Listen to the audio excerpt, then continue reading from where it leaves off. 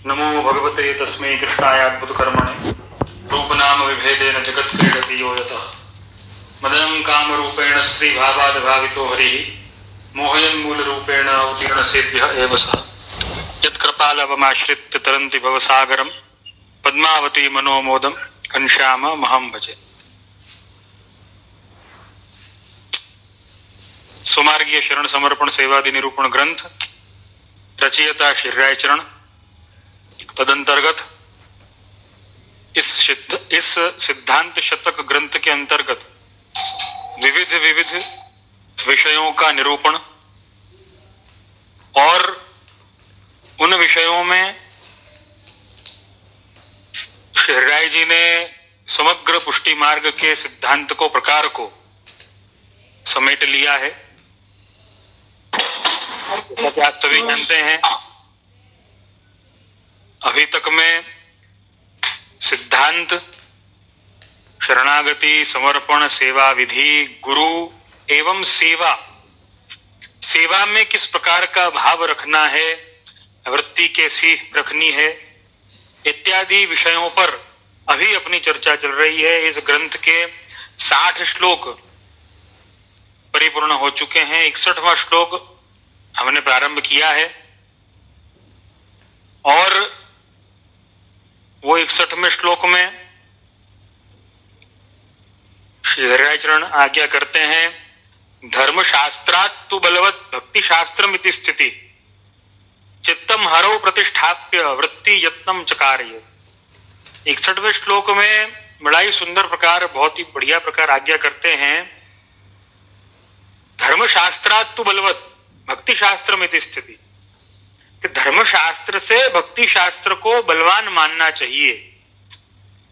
यद्यपि कभी ऐसी परिस्थिति भगवद इच्छावश उत्पन्न हो जाए कि धर्मशास्त्र का चुनाव करना, धर्मशास्त्र के वचनों का चुनाव करना या भक्ति शास्त्र के वचनों का चुनाव करना, तो हरिराय चरण स्पष्ट आज्ञा करते हैं कि भक्ति शास्त्रों के शब्दों का, भक्ति शास्त्र की आज्ञाओं का मान रखते हुए भक्ति शास्त्र का अनुकरण करना है, धर्मशास्त्र का अनुकरण नहीं करना है।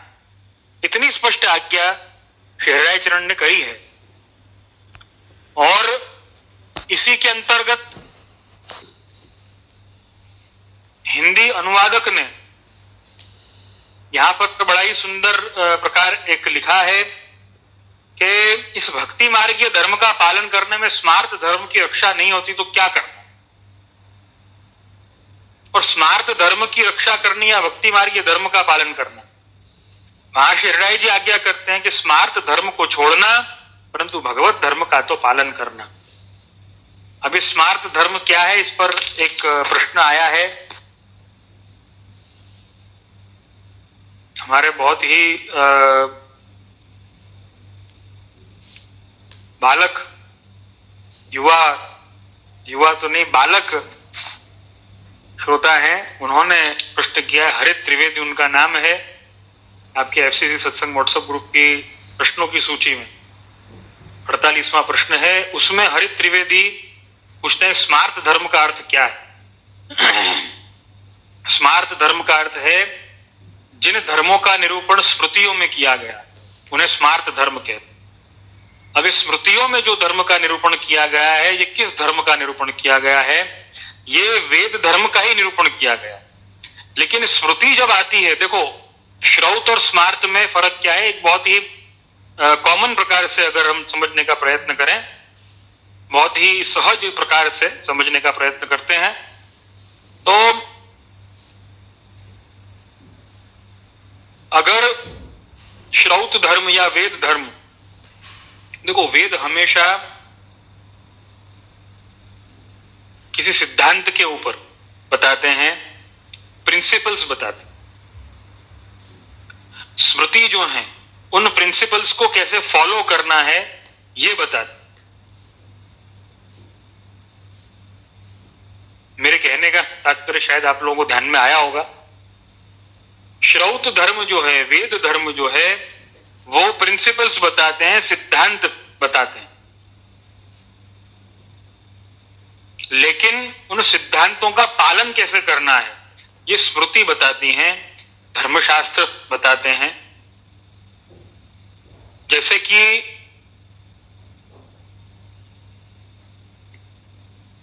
एक उदाहरण के तौर पे,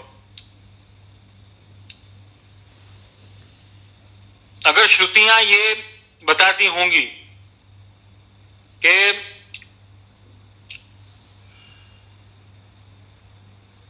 समझो कि श्रुतियों ने ऐसा बताया कि भाई इंसान का एक जीवन होता है, उस समय, उस जीवन के बाद उस जीवन की समाप्ति हो जाती है, मतलब वो जीवन जीता है अमुक समय के लिए, फिर उसकी समाप्ति हो जाती है। अब ये सिद्धांत जो है वो श्रुतियों ने समझो के बता दिया है, श्रुतियों ने या वेद ने वो सिद्धांत बताया, लेकिन अब स्मृति क्या बताएंगे उसके ऊपर के अच्छा अगर ऐसा कुछ अगर होता है, अगर ऐसा किसी व्यक्ति का मतलब जो है वो जीवन समाप्त हो जाता है तो क्या करना चाहिए, फिर उसकी अंत्येष्टि होती है, उसका कैसे उसकी अंत्येष्टि करी जाए, क्या किया जाए, उसके पीछे की विधियां क्या है, उसके पीछे की क्रिया क्या, ये सब श्रुतियां समझाती है। सिद्धांत श्रुतियों ने समझाया, वेद ने समझाया।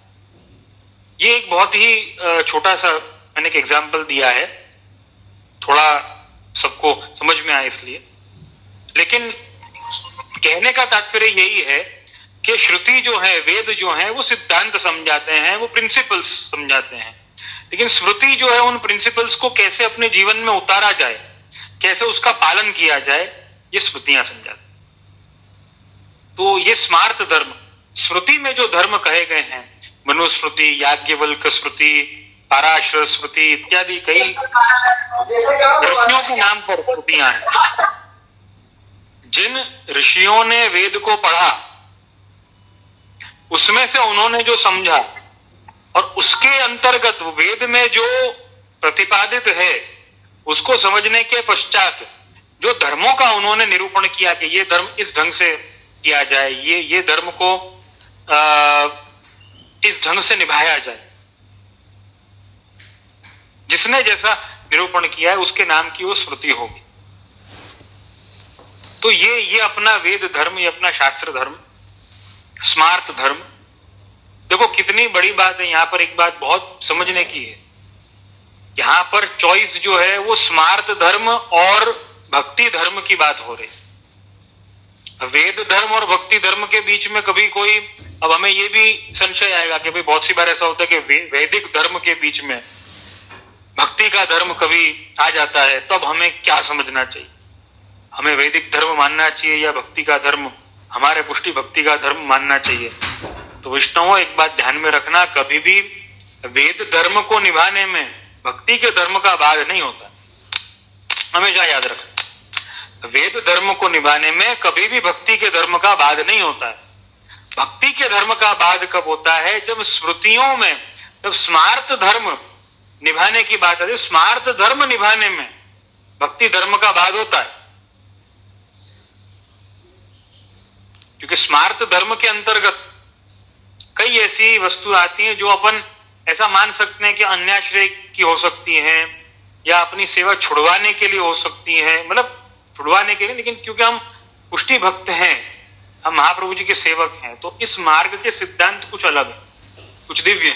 तो उन सिद्धांतों को या अपने आद्य गुरु श्री महाप्रभु जी, श्रीमद् वल्लभाचार्य जी की आज्ञाओं को निभाने में कई बार ऐसा होता है कि स्मार्त धर्म का उल्लंघन करना पड़ता है, लेकिन वेद धर्म का उल्लंघन फिर भी नहीं हुआ है। देखो, तो वेद धर्म के अंतर्गत तो है ही, वैष्णव इस बात में बहुत कंफ्यूज हो जाते हैं बहुत सी बार। खास करके अगर हम ऐसा कहें, ये सूतक वगैरह की बात में, अभी मुझे सूतक का एग्जाम्पल याद आ रहा है, सूतक, पिंडरू आदि जो पालने की जो बात है, देखो इसके पालने का प्रकार जो है ये स्मार्त धर्म है, लेकिन उसे पालना चाहिए ये श्रौत धर्म है। उसे पालना कर्तव्य रूपेण है। अब ये कर्तव्य रूपेण कैसे हुआ? देखो श्रुतियों में ऐसी कोई आज्ञा नहीं है ना मिलेगी कि इतने दिन का सूतक इनको लगने वाला है, अगर मतलब कुछ घटना ऐसी बन जाती है तो ये सारा प्रकार श्रुतियों में ही है। लेकिन श्रुतियों में निरूपित क्या किया गया है? श्रुतियों में निरूपित ऐसा किया गया है कि भाई जैसे कि अवसान हो जाने पर अशुद्धि होती है, ये सारे प्रकार है। लेकिन वो अशुद्धि कैसे माननी, कितने दिन की माननी, ये सारा प्रकार श्रुतियों में आएगा। अब बहुत सी बार वैष्णव इसमें कंफ्यूज हो जाते हैं कि देखो अपने पुष्टि मार्ग में तो ऐसा है कि सूतक आया तो नहीं सुनो तो चलता है, तो एक काम करो सुनो ही मत और पालो ही मत ताकि सेवा न छूटे। अब सेवा न छूटे, देखो सेवा नहीं छोड़ने पर, सेवा नहीं छोड़नी है उसके लिए हमें सूतक का पालन नहीं करना है, या हमें आशौच धर्म का हमें पालन नहीं करना है। ये सेवा के लिए एडजस्टमेंट था। लेकिन अब सेवा तो कोई करे तो बहुत अच्छी बात है, लेकिन जो नहीं करने वाले हैं वो भी ये नाम दे देते हैं कि हमें नहीं सुनना है, हमें नहीं पालना है, क्योंकि बहुत इसमें पालने के नियम हैं वगैरह हैं। तो कहने का तात्पर्य यही है कि ये सारे धर्म जो हैं,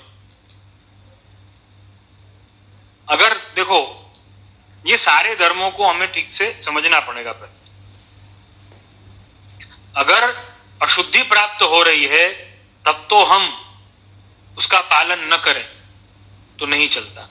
लेकिन वो अशुद्धि प्राप्त होने के पश्चात भी अगर सेवा में कोई अड़चन आ रही है तो अगर एक व्यक्ति नहीं सुने तो चलता है। देखो स्मार्त धर्म, देखो यही बात है। हृदय जी ने जो वचन कहे हैं उसी बात को मैं दोहरा रहा हूं। धर्मशास्त्रात्तु बलवत भक्ति शास्त्रम इति स्थिति। वो परिस्थिति में धर्मशास्त्र से बलवान हमें भक्ति शास्त्र को मानना पड़ेगा। लेकिन जो व्यक्ति सेवा ही नहीं कर रहा है उसके लिए ये वचन लागू नहीं होते हैं। उसके लिए धर्मशास्त्र से भक्ति शास्त्र बलवान नहीं होता है, उसके लिए तो धर्मशास्त्र ही बलवान है।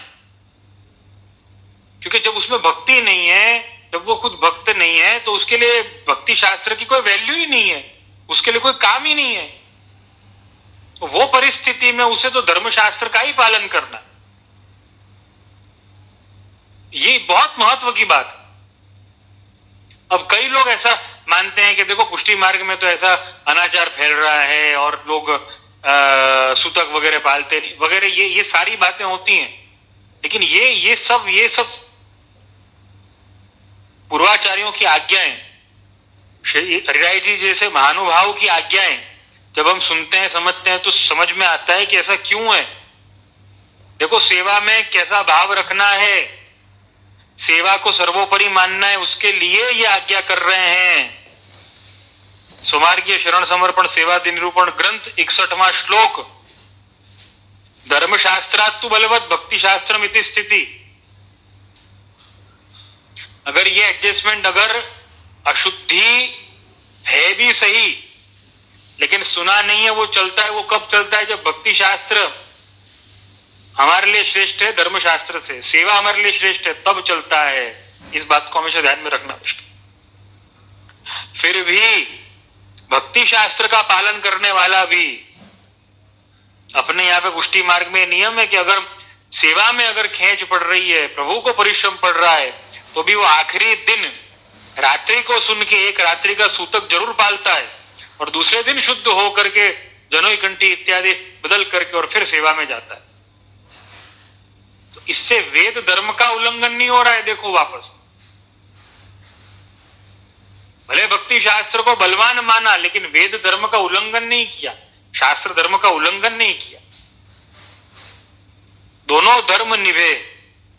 क्योंकि वेद धर्म का उल्लंघन अगर कर दिया तो वेद मार्ग से, अपने पुष्टि मार्ग से ही हम पतित हो गए। वेद धर्म का उल्लंघन नहीं करना। बहुत महत्व की बातें हैं ये सब छोटी छोटी बातें हमें ध्यान रखने की बहुत आवश्यकता है। चित्तम हरो प्रतिष्ठाप्य वृत्ति यत्नम चकार।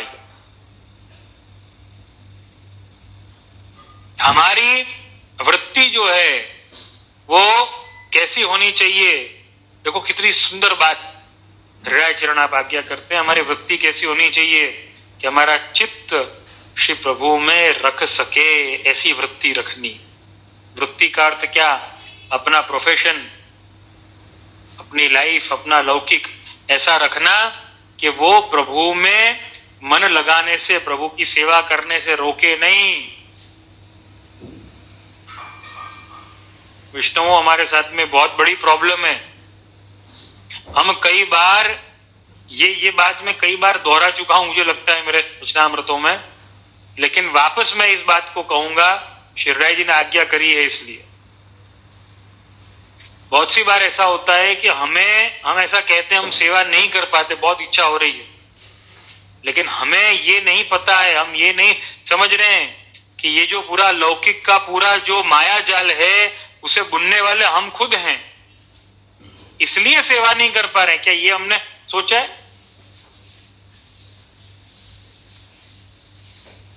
विष्णुओं, अगर हम सेवक हैं, अगर हम श्री महाप्रभु जी के सेवक, तो हमें जिम्मेदारी लेते सीखना चाहिए, हमें जिम्मेदारी लेते आना चाहिए। वैष्णव, आप विचार करिए, एक वैष्णव खुद की जिम्मेदारी लेने से अगर इतना भयभीत है, अगर इतना दूर दूर भाग रहा है, सेवा की जिम्मेदारी कैसे ले?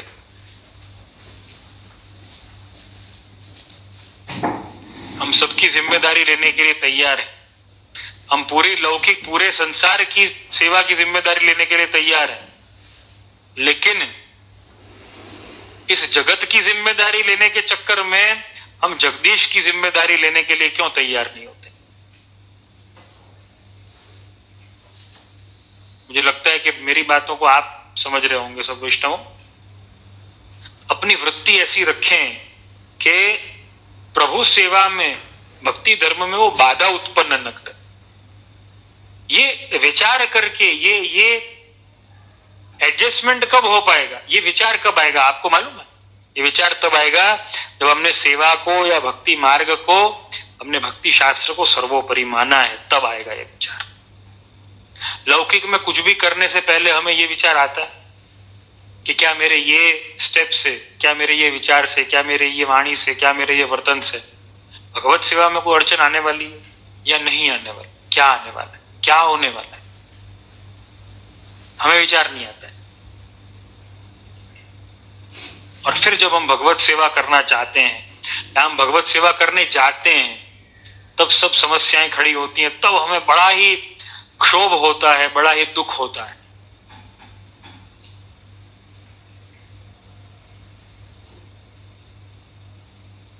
किसी ने कह दिया, देखो कैसे कैसे हमारे विचार हैं, किसी ने कह दिया कि भाई तुमको गुस्सा बहुत आता है ना, तुम सेवा कर नहीं सकते, पहले अपना गुस्सा छोड़ो, बाद में सेवा करने आना।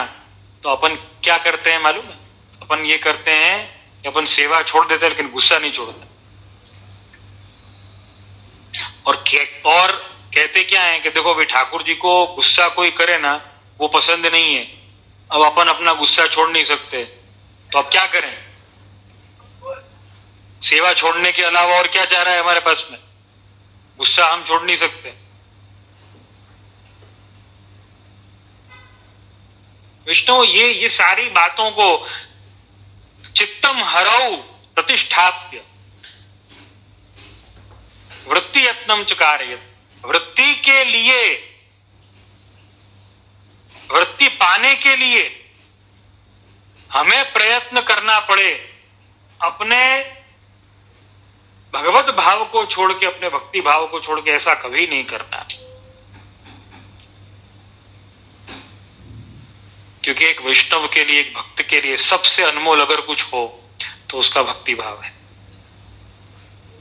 उसके भक्ति भाव से अधिक उसके लिए कुछ अनमोल नहीं है वैष्णव। इसलिए हमेशा अपने भक्ति भाव की वैल्यू की, अपने भक्ति भाव की अगर वैल्यू हम नहीं कर पाते तो समझ लीजिए कि हमें एक अच्छा वैष्णव बनने का एक जो सुअवसर जो मिला था, श्री महाप्रभु जी ने शरण में लिया, वल्लभ ने अंगीकार किया, ये सुअवसर जो मिला था ये हम चूक गए हैं। ये हमने छोड़ दिया है, अपने अज्ञानता के वश हमने छोड़ दिया।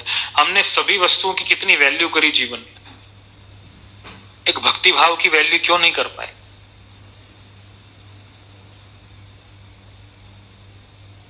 हमें अपने भक्ति भाव की वैल्यू करते आना चाहिए। आगे श्रीराजन आज्ञा करते हैं, सर्वथा वृत्य भावे तु यामम सेवा परो भवेत, वृत्ते है सहजता सिद्धि कृष्ण मात्र रतो भवेत। यदि वृत्ति किंचित भी न हो तो एक प्रहर तक सेवा परायण होकर रहना, यानी अनवसर में दूसरे समय में वृत्ति के लिए उद्यम करना। और यदि वृत्ति सहज ही में सिद्ध होती हो तो मात्र श्री कृष्ण में आसक्ति रखकर रहना चाहिए। तब वृत्ति के लिए थोड़ा भी प्रयास करने के लिए प्रेरित न होना, संक्षेप में काया से प्रयत्नशील रहना, मन से उपेक्षा न करनी, परंतु निर्वाह में मन न लगाना, मन तो प्रभु में ही रखना। कितना दिव्य सूत्र हरिराय चरण ने दिया है। देखो, वृत्ति माने अपन क्या यहाँ पर इसका अर्थ लें? वृत्ति माने इसका अर्थ हमें अपने प्रोफेशनल लाइफ से लेना चाहिए, अपने लौकिक से लेना चाहिए।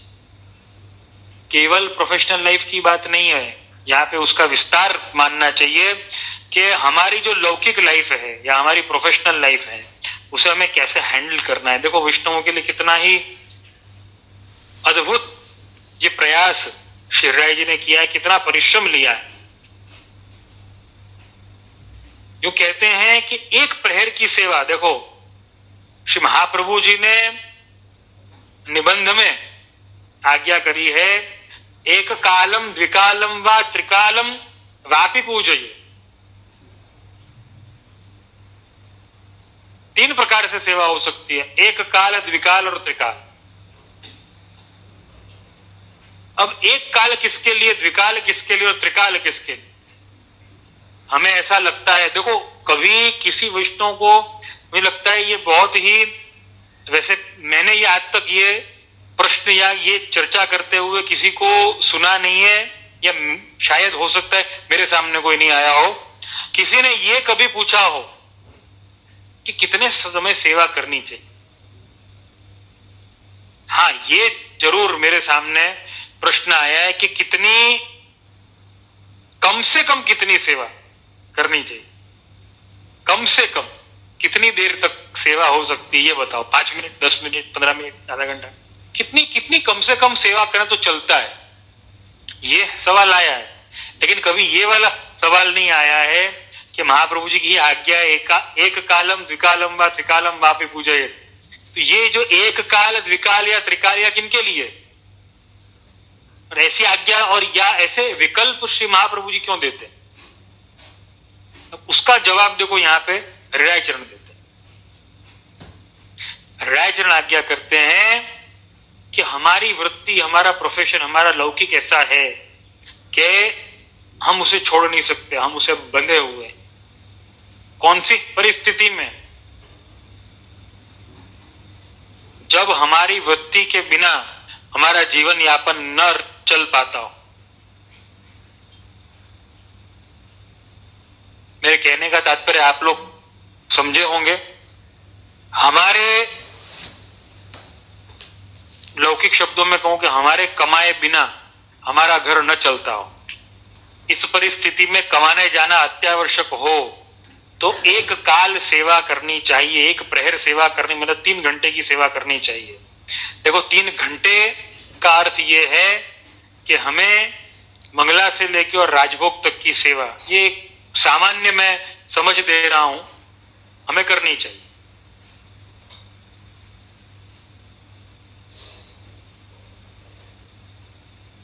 वैष्णवों, ये एक प्रहर की सेवा उन लोगों के लिए है जिनके लिए वृत्ति करना अत्यावश्यक।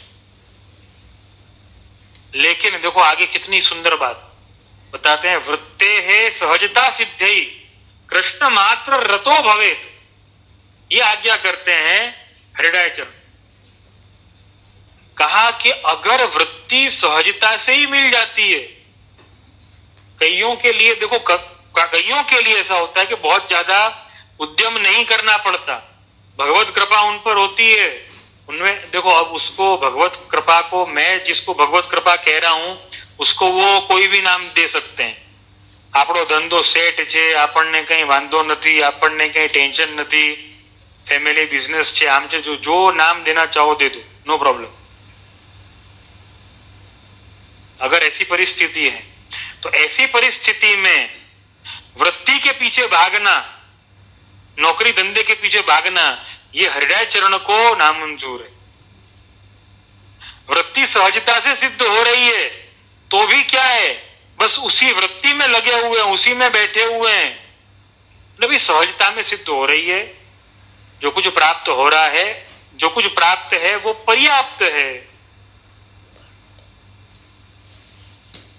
लेकिन तो भी वो पर्याप्त न लगना, तो भी उसके पीछे पड़े रहना, और ज्यादा मिले, और ज्यादा मिले, और ज्यादा मिले, उसके पीछे पड़े रहना। उससे क्या होता है, उससे सेवा भाव नष्ट होता है। वैष्णव मेरी बात को ध्यान से सुनना, हमारे सेवा भाव को नष्ट करने वाले कभी कभार हम खुद होते हैं। हम नाम देते हैं कि देखो ठाकुर जी ने कर दिया, लेकिन वो ठाकुर जी ने नहीं किया होता है, वो हमने किया होता है। कई बार हम ये करते हैं, हमारी वृत्ति सहजता से सिद्ध हो रही है, वो परिस्थिति में भी कृष्ण में मन नहीं लगाते, वृत्ति में मन लगाते। देखो यहां पे वही वस्तु को पॉइंट आउट किया है, हृदय चरण ने उसी वस्तु को पॉइंट आउट किया है। वृत्ते है सहजता सिद्धि कृष्ण मात्र रतो भवेत। सहजता से वृत्ति सिद्ध हो रही है तो वृत्ति में मन मत लगाओ, अब कृष्ण में मन लगाओ। देखो कृष्ण ने सुअवसर दे दिया है, लेकिन ऐसा नहीं है कि जो जिसका वृत्ति के बिना न चलता हो वो कृष्ण में मन न लगाए, वो भी लगाएगा तो कृष्ण में ही मन, लेकिन तन से और धन से वो 1 प्रहर या 3 घंटे वो सेवा में रहेगा। लेकिन जिसका तन और धन अपने आप प्रभु ने सब अनुकूल कर दिया है, तो फिर उसको मन भी प्रभु में पूरी तरीके से लगाना है, उसको समय भी पूरी तरीके से देना है। जिसकी वृत्ति करने जाना वो बहुत आवश्यक है, अत्यावश्यक है। वो 1 प्रहर की सेवा करने के बाद भी वृत्ति के लिए प्रयत्न करे, लेकिन मन तो प्रभु में ही रखे। This is art of living. ये वैष्णवता के लिए, ये वैष्णवी जीवन के लिए बहुत आवश्यक है। वैष्णव हमें ऐसा लगता है कि ये सारी बातें क्या, कौन करने वाला है, क्या करने वाला है, लेकिन बहुत काम किए हैं। इन सबके द्वारा हमें समझ में आएगा कि भाई इस ढंग से हम हमारा जीवन जिए तो हम सेवा कर पाएंगे। देखो सेवा करनी चाहिए तो बहुत सुन लिया है, तो बहुत समझ लिया, बहुत देख लिया, लेकिन कैसे करनी चाहिए, कौन सेवा कर पाएगा, ये कौन समझाएगा? अपने पूर्वाचार्य समझाते हैं।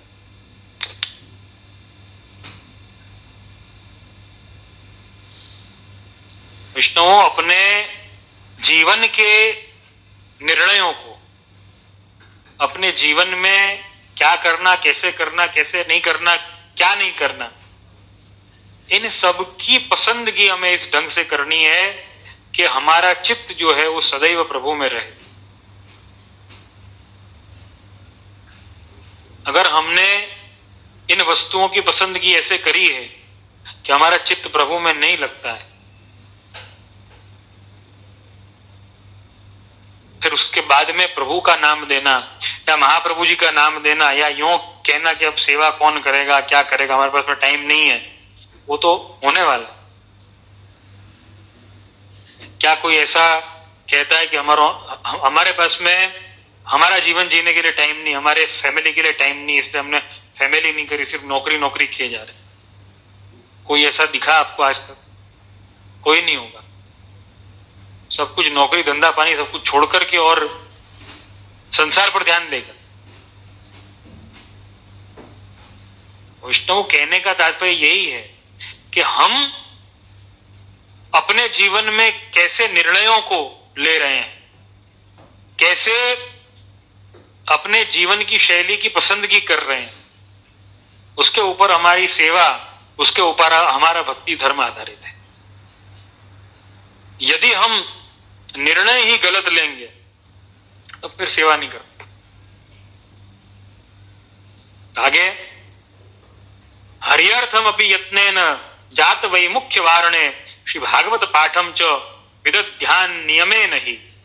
श्री हरि की सेवा के लिए प्रयास करते हुए भी जितना समय श्री हरि से विमुख हुए, उससे वैमुख्य दोष उत्पन्न हुआ, उसके निवारण के लिए नियम पूर्वक श्रीमद् भागवत का पाठ करना कितनी बड़ी बात।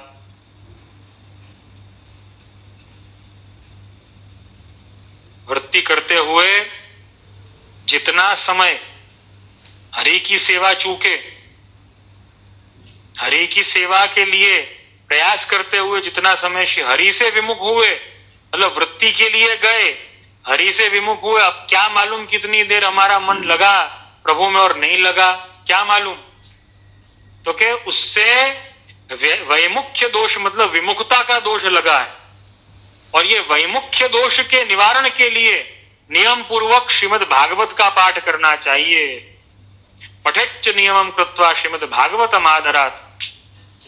श्री महाप्रभु जी की आज्ञा देखो, महाप्रभु जी ने आज्ञा करी और यहाँ पे कैसे और किन परिस्थितियों के कारण श्रीमद् भागवत के पाठ की अनिवार्यता बताई, वो समझ में आता है। क्या पता हमारा मन कितनी देर प्रभु में लगा, हमारा मन कितनी देर प्रभु का स्मरण करते हुए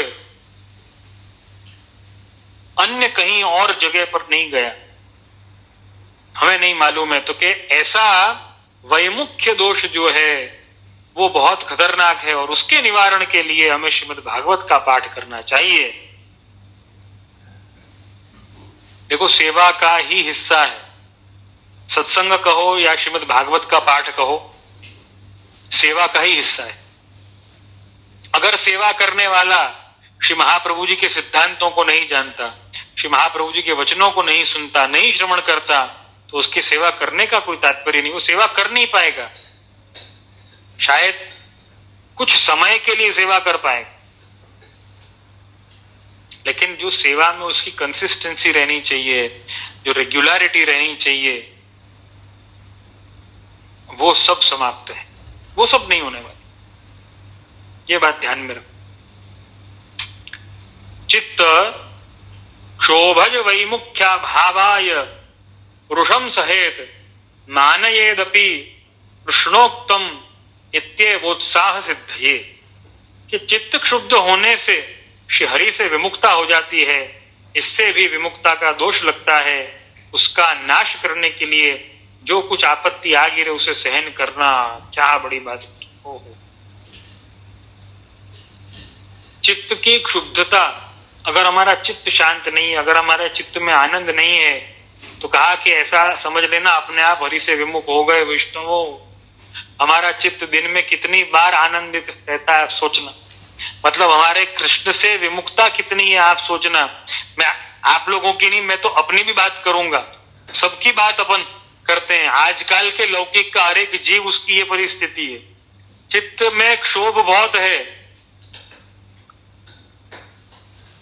और चित्त में क्षोभ आया, क्षोभ का अर्थ क्या है, दुख आया, कुछ तकलीफ आई।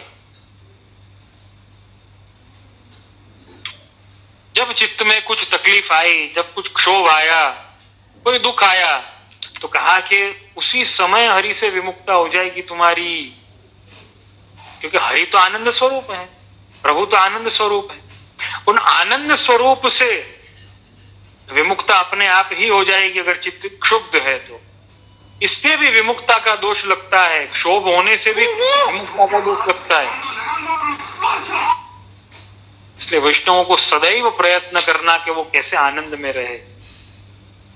सेवा तत्पश्चात वृत्ति हो तो भी वृत्ति में भी तन लगाना, धन लगाना, मन नहीं लगाना।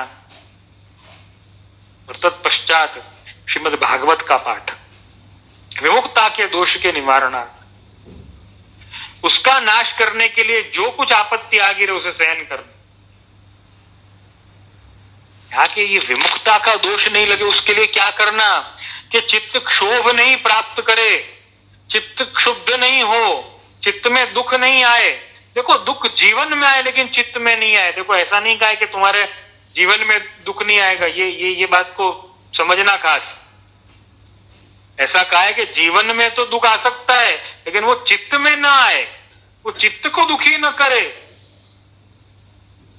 उसके लिए सन्मुखता रखनी है, उसके लिए सेवा करनी है, और उसी के लिए श्रीमद् भागवत का पाठ, उसी के लिए सत्संग करना है,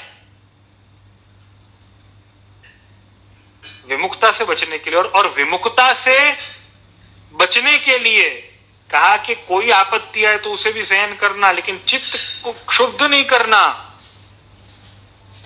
कोई कठोर वचन कह बैठे, किसी की ओर से कुछ मारपीट आदि की जाए तो भी सहन कर लेना, बहुत बड़ी बात।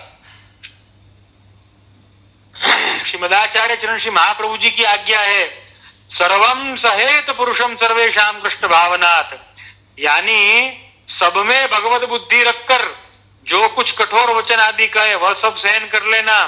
इसलिए श्री राय महाप्रभु यह आज्ञा करते हैं कि जो कोई कुछ कठोर वचन कहता है वह उसके हृदय में विराज कर, श्री ठाकुर जी ने कहा है ऐसी बुद्धि रखनी है, तो बड़ा ही अलौकिक प्रकार है विष्णु।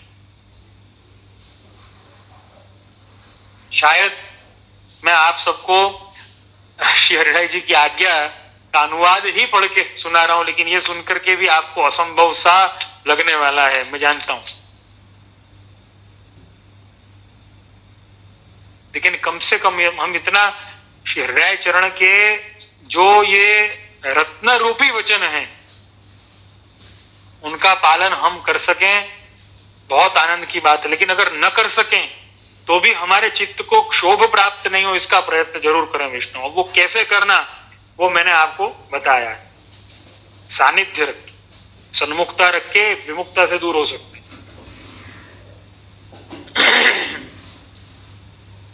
श्री ठाकुर जी की यह लीला है, कोई कठोर वचन कहता है, कोई बुरी बात कहता है हमारे लिए, तो ठाकुर जी की लीला माननी। हमें कठोर वचन सुनाकर श्री ठाकुर जी प्रसन्न होना चाहते हैं, और जिससे श्री ठाकुर जी प्रसन्न उससे हम प्रसन्न, यही हमारा उत्तम दास धर्म। देखो भक्तों के चरित्र तो ऐसे प्राप्त होते हैं। देखो ये सुंदर वचन सुनकर एक बात याद आई मुझे। देखो भक्त कवि जयदेव जी की बात है। भक्त कवि जयदेव जी जिनकी अष्टपदी गाई जाती है, अपने गीत गोविंद उन्होंने लिखी है, बड़ा ही सुंदर प्रकार है उसमें। भगवत भक्त कवि जयदेव यद्यपि पुष्टि मार्गीय नहीं थे, लेकिन पुष्टि भाव युक्त थे और जगन्नाथ जी में अनन्य प्रीति रखते। तो जयदेव जी का एक प्रसंग सुना है। जयदेव जी पुरुषोत्तमपुरी, जगन्नाथपुरी, उड़ीसा में निवास करते। वहां के जो क्षेत्रीय राजा जो थे उनके गुरु थे जयदेव जी, और क्षेत्रीय राजा के गुरु होने के नाते जयदेव जी का राजा के साथ में बहुत अच्छा संबंध था। जगन्नाथ जी का साक्षात्कार भक्त कवि जयदेव जी को भगवान ने एक दिन आज्ञा करी, जयदेव एक काम कर, तेरा सेवक वो राजा जो है उसके बाग में बड़े अच्छे फल हैं, वो फलों को देख देख कर मेरा मन बड़ा ललचाता है, एक आध ले आना जरा अरोग ने। जयदेव जी ने कहा कि ये कहाँ बड़ी बात है, चलो ले आता हूं। तो क्या ऐसे नहीं लाना है? तो क्या तो फिर कैसे लाना है?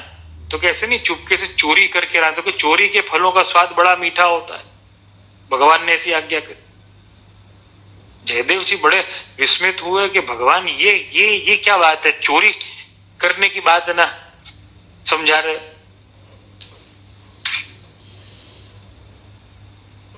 अब भक्त थे, भगवान की प्रसन्नता के लिए तत्पर। भगवान से पूछा नहीं कि प्रभु ऐसी आज्ञा क्यों और क्या, तो कि ऐसे नहीं, मुझे तो आनंद तब होगा जब तू चुरा करके लाए फल और मैं खाऊं। जयदेव जी ने कहा ठीक है प्रभु, इच्छा प्रभु की आज्ञा है। रात्रि में चोर बन करके और दीवाल फांद करके और राजा के बगीचे में पहुंचते हैं, फल तोड़ते हैं। उतनी देर में सिपाही आते हैं, सिपाही बहुत मार लगाते हैं, बहुत पीटते हैं जयदेव जी को।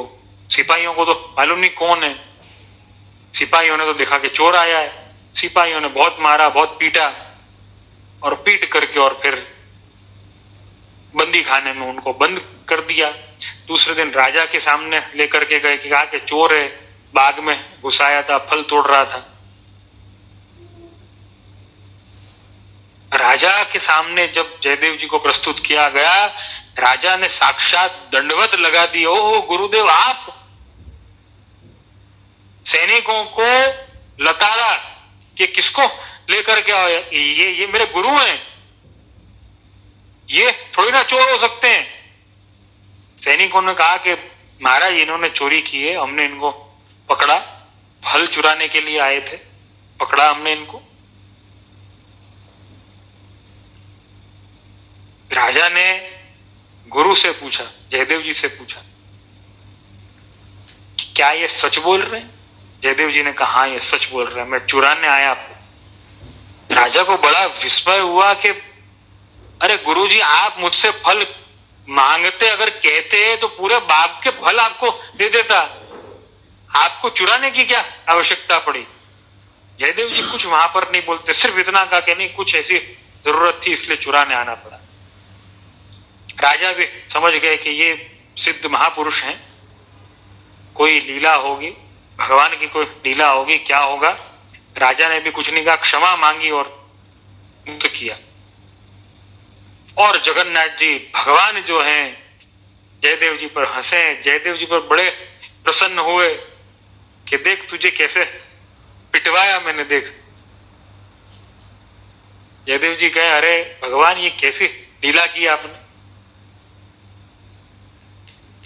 भगवान ने तो बड़ा ही सुंदर उत्तर दिया कि देख तूने तो सर्वात्म भाव से समर्पण किया, सर्वात्म भाव से तू मेरी सेवा में लगा हुआ था, लेकिन एक भाव बाकी था, एक भाव, एक अहंकार तेरे अंदर शेष बचा हुआ था, उसे छुड़वाना। तो कौन सा अहंकार? तो क्या अपने गुरु होने का अहंकार। उसी तेरे सेवक के सैनिकों से ही तुझे पिटवाया ताकि तेरा वो अहंकार भी जाए। तो यहां पे कितनी बड़ी बात देखो, भक्त के लिए, भक्तन को कहा सीकरी सो का, आवत जात पनैया टूटी विसर गयो हरि नाम। भक्तन को कहा सीकरी सो का। भक्त की तो खुमारी ऐसी है, भक्त अपने भक्ति भाव में इतना मगन है, हरि राखे ताहे डर काको। जो प्रभु का है उसे डर किस बात? भगवान पिटवाना भी अगर चाहते हैं तो भगवान पिटवा दें। देखो भक्तों को तो इस बात का भी कोई फर्क नहीं पड़ता। वैष्णवों, हमारी तो, मैं तो ऐसा मान रहा हूं कि ये प्रसंग को बोलने के भी हम अधिकारी नहीं है। बस ये प्रसंग तो पढ़ लें या सुन लें तो बस केवल हमें तो नतमस्तक होकर के अपना शीश झुकाना है, बस केवल वंदन करना है नतमस्तक होकर के। कैसे तो भक्तों को वंदन है जिनमें ऐसे अलौकिक भाव हैं।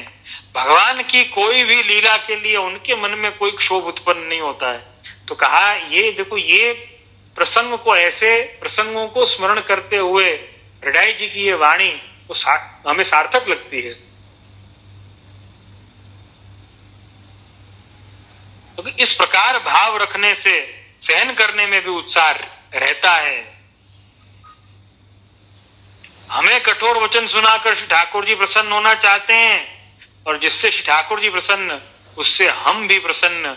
यह है उत्तम दास धर्म, जयदेव जी जैसों का।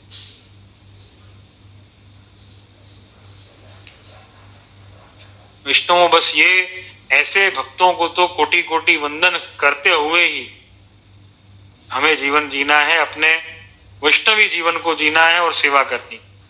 इससे ज्यादा हम कुछ कर पाए, उनकी रज का, उनकी चरण रज का भी अनुकरण कर ले तो बहुत हो। इस प्रकार भाव रखने से देखो सहन करने से क्या होगा, और इस प्रकार का भाव रखने से देखो प्रभु हमसे सहन करवा करके और प्रसन्न हो रहे हैं।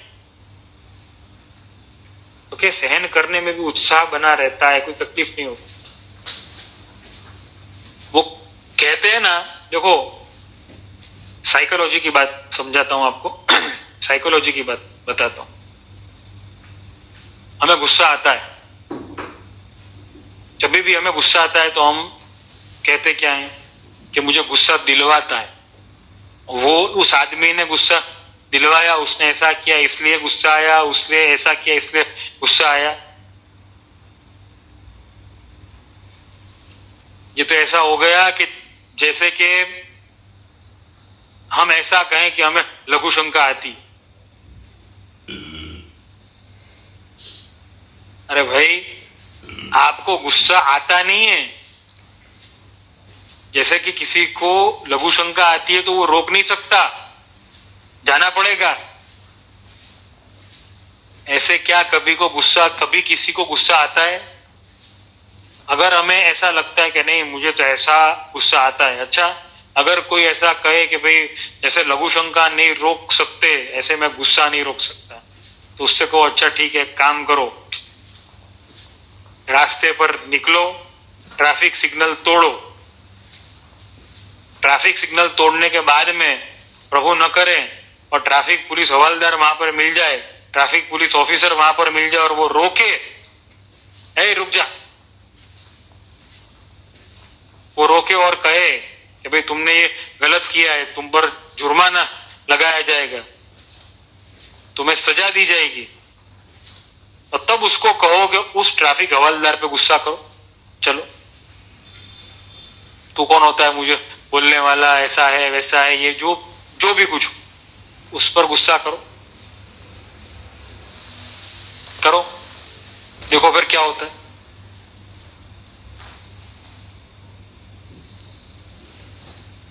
आप फर्क समझ गए होंगे गुस्सा होने में और गुस्सा करने में। क्या हमें उस ट्रैफिक हवलदार पर, उस ट्रैफिक पुलिस ऑफिसर पर गुस्सा आएगा, या गुस्सा आना या गुस्सा आया तो भी क्या वो कारगर होगा, क्या वो उचित होगा? और अगर गुस्सा कर दिया तो क्या होगा? हम जानते हैं क्या होगा, इसलिए हम गुस्सा नहीं करते। शायद गुस्सा आता होगा अंदर कि ठीक है ना, अब एक बार हो गया तो हो गया, अब कहां हम ऐसा करने वाले हैं रोज। लेकिन वो नहीं मानता है, वो इस बात को नहीं समझता है। नहीं, तुमने गलत किया है, तुमने गुनाह किया है, सजा तुमको मिलने वाली, वो कुछ नहीं सुनने वाला। ऐसा होता है कि नहीं होता? उस पे गुस्सा करके देखो फिर क्या होता है। कर सकते हो?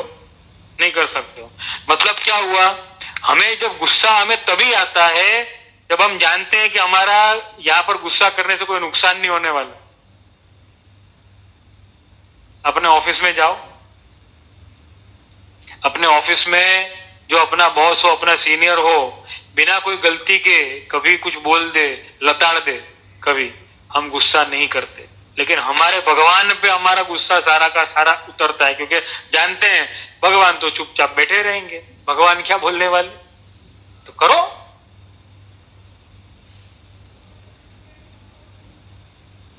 हमारा सीनियर कुछ बोल जाए, हमारी गलती नहीं है तो भी बोल जाए, हम कुछ बोल सकते हैं?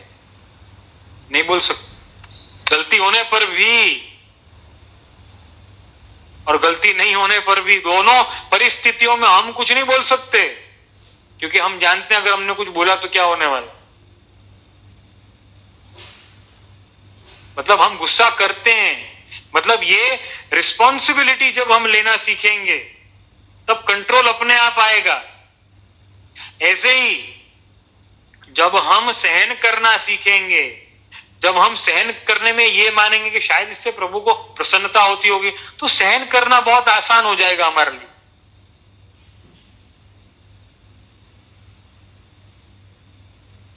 कितनी सुंदर बात बताई कि सहन करने में भी उत्साह रहेगा कि चलो भाई, हो सकता है ठाकुर जी को प्रसन्नता होती हो, और कार्य में उत्साह हो तो वह कार्य गतिशील और चिरस्थायी बनता है। देखो, मेरे कहने का मतलब ऐसा बिल्कुल भी नहीं है, हृदय चरण के कहने का तात्पर्य ये नहीं है कि सबका पूरे दिन सहन किए जाओ, सहन किए जाओ, सहन किए जाओ। लेकिन वो सहन करना, वो कब हमें सहन करने जैसा नहीं लगेगा, जब वो सहन करने के पीछे एक बहुत बड़ा भक्ति भाव का कारण होगा।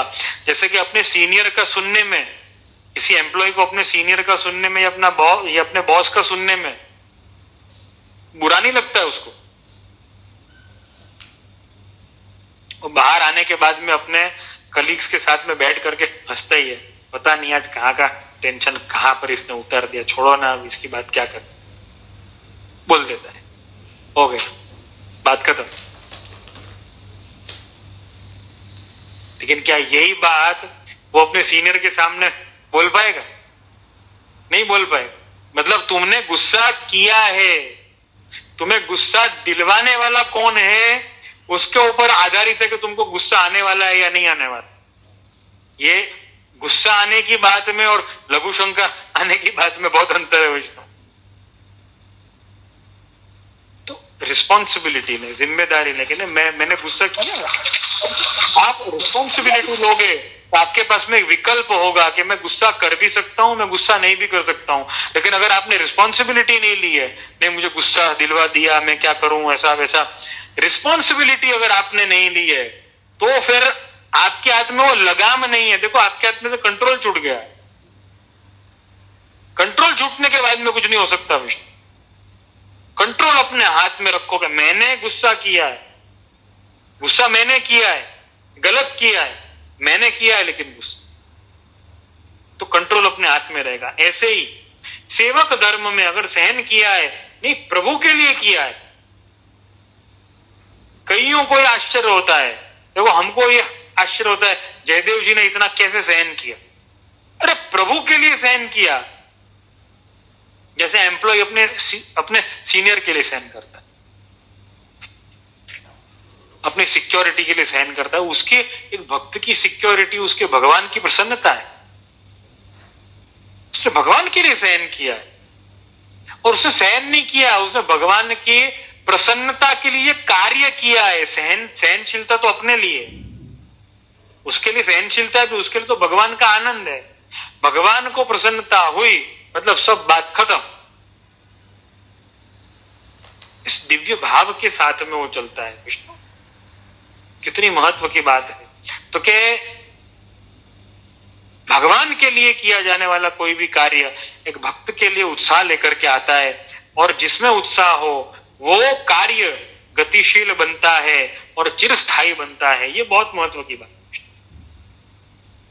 आगे 65वें श्लोक में श्री हरिचंद्र आज्ञा करते हैं, वैराग्यम परितोषम च लोभा भावाय भावयेत जन्मनोप्यंतिम मत्वम वै कृतार्थत्वम च चिंतयेत। लोभ न रहे इसलिए वैराग्य और संतोष की भावना करें। देखो लोभ कैसे जाएगा, जीवन से लोभ कैसे जाए, तो कि वैराग्य और संतोष की भावना करनी।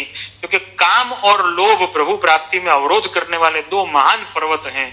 उनको दूर करने के लिए वैराग्य और संतोष की भावना करनी, तथा मेरा ये आखिरी जन्म है और यों जानना, और प्रभु मेरे मस्तक पर विराजते हैं इसलिए मैं कृतार्थ हूं, ऐसा भी स्मरण करना। ब्रह्म संबंध करने से सर्व दोष दूर हो जाते हैं। मेरा आखिरी जन्म है, हजारों वर्षों के वियोग के बाद प्रभु का संबंध हुआ इसलिए मैं कृतार्थ हूं, ऐसा दृढ़ता पूर्वक मानना है। कृतार्थत्वम च चिंतयेत, मैं कृतार्थ हूं। देखो ये कृतार्थता का भाव जो है हमारे भीतर कूट कूट के भरा हुआ होना चाहिए विष्णु के भीतर, लेकिन हमारे भीतर ये भाव नहीं आता।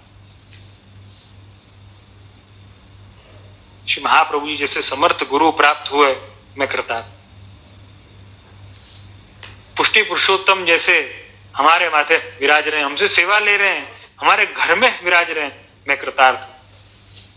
श्रीमद् भागवत जैसा उत्तम शास्त्र जो है वो हमारा मार्गदर्शन कर रहा है, हमें जीवन की राह दिखला रहा है। श्री महाप्रभु जी के वचन उपस्थित हैं, उनसे बड़ा हमें क्या सहारा चाहिए, हमें क्या सपोर्ट चाहिए, कौन सी वस्तु चाहिए, मैं कृतार्थ। ये कृतार्थता का भाव, इसे मैं बहुत ही सहजता में अगर मैं समझाऊं, यद्यपि वो शायद उचित नहीं है प्रभु के लिए, गुरु के लिए और भक्ति मार्ग के लिए, लेकिन एक समझ में आए इसलिए मैं ये बात बोल रहा हूं कि हमें हमेशा ग्रेटफुल रहना चाहिए, हमें हमेशा थैंकफुल रहना चाहिए अपने प्रभु के प्रति, अपने गुरु के प्रति, अपने गुरु के परिश्रम के प्रति। हमें थैंकफुल रहना चाहिए, ग्रेटफुल रहना चाहिए कि ये हमारे गुरु ने हमें शिक्षा दी, ये हमारे प्रभु ने हमारे लिए परिश्रम लिया है, हमसे सेवा ले रहे हैं। हमारी कोई लायकात नहीं है, हमारी कोई हैसियत नहीं है। ये थैंकफुलनेस, ये ग्रेटफुलनेस एक क्षण के लिए भी नहीं चूकनी। वैष्णव, अगर ये ग्रेटफुलनेस भी हमारे अंदर है, देखो इसका मतलब ऐसा नहीं हम घड़ी घड़ी प्रभु को ग्रेट, थैंक यू बोलते रहे, इसका मतलब ऐसा नहीं। सबसे बड़ा, अगर आपको ग्रेटफुल बनना है अपने गुरु के प्रति, अपने प्रभु के प्रति, तो सबसे बड़ा भाव जो है वो समर्पण का भाव है, सेवा का भाव है। उससे बड़ा भाव कुछ नहीं हो सकता।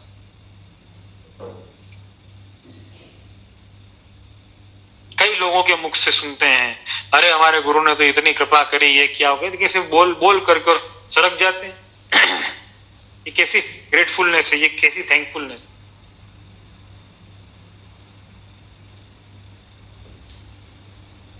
भक्ति मार्ग में तो ग्रेटफुलनेस और थैंकफुलनेस यही है, वो जीव कितना समर्पित है, कितना समर्पित है और कितना असमर्पित का त्याग कर चुका है।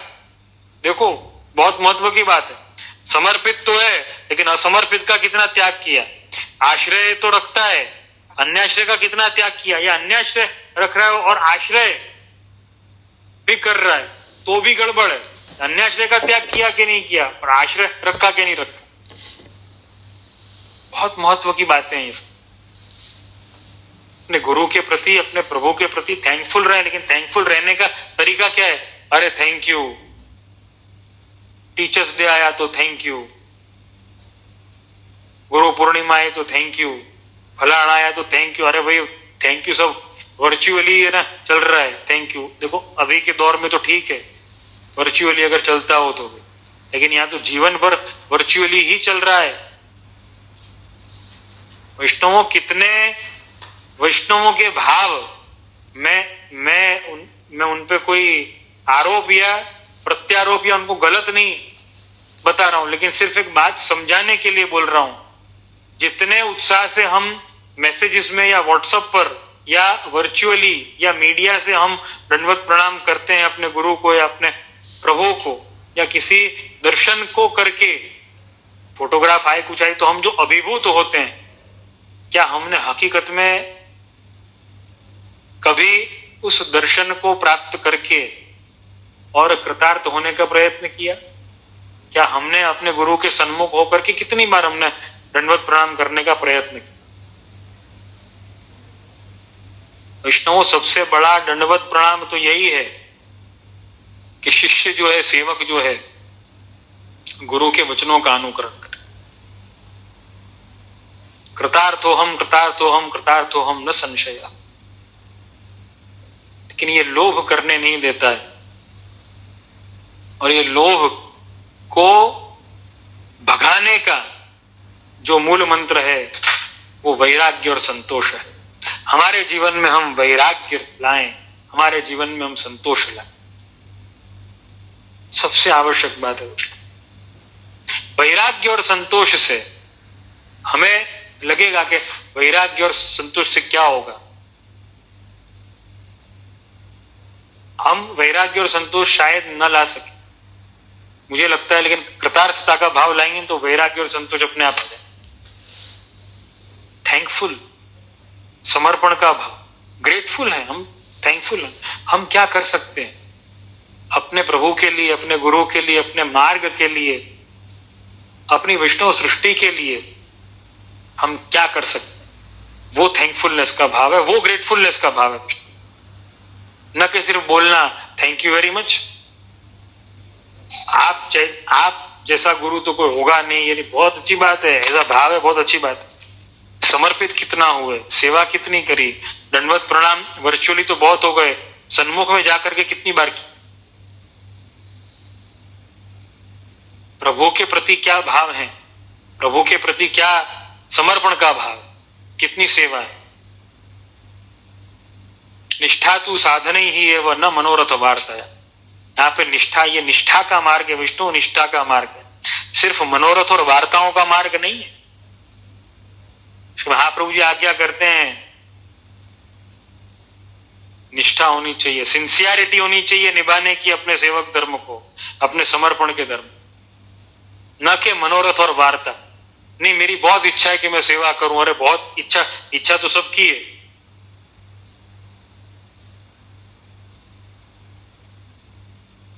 विष्णु इन बातों को ध्यान रखें, अपने जीवन में कृतार्थता का भाव लाएं, प्रभु के प्रति कृतार्थता का भाव, कि आपकी सेवा से मैं कृतार्थ हूं, वल्लभ के प्रति कृतार्थता का भाव, कि आपने शरण में लिया उससे कृतार्थ हूं। इस कृतार्थता के भाव के साथ में आगे बढ़े तो जीवन में वैराग्य और संतोष आएगा, वैराग्य और संतोष आएगा तो लोभ जाएगा, और लोभ जाएगा तो प्रभु की शरणागति दृढ़ होगी, प्रभु की सेवा का भाव दृढ़ होगा, अपना सेवक भाव दृढ़ होगा। इसी के साथ में आज के सत्संग सत्र को यहाँ पर विराम देंगे। आप सभी के फीडबैक, सुझाव, शिकायत और प्रश्न हमेशा स्वागत योग्य हैं और मेरे मनोबल को बढ़ाने वाले हैं। आश्रय के पद का गान करेंगे और विराम करेंगे। दृढ़ चरणन केरो भरोसो, दृढ़ चरणन केरो, श्री वल्लभ नख चंद्र छटा बिन, सब जग माझ अंधेरो भरोसो, दृढ़ चरणन केरो, साधन और नहीं या कली में, जासु होय निवेरो, सूर कहाँ कहे द्विविध आंधरो, बिना मोल को चेरो भरोसो, दृढ़ चरणन केरो, दृढ़ चरणन केरो भरोसो, दृढ़ चरणन केरो। बोल श्री मदन मोहन लाल प्यारे की जय, श्याम सुंदर श्री यमुने महारानी की जय, श्री गिरिराज धरण की जय, श्री वल्लभाधीश की जय, श्री गुसाई जी परम दयाल की जय, श्री घनश्याम जी परम दयाल की जय, अपने अपने गुरुदेव की जय। सभी वैष्णवों को शुभकामना, शुभाशीष। सर्वे भवन्तु सुखिनः, सर्वे सन्तु निरामया।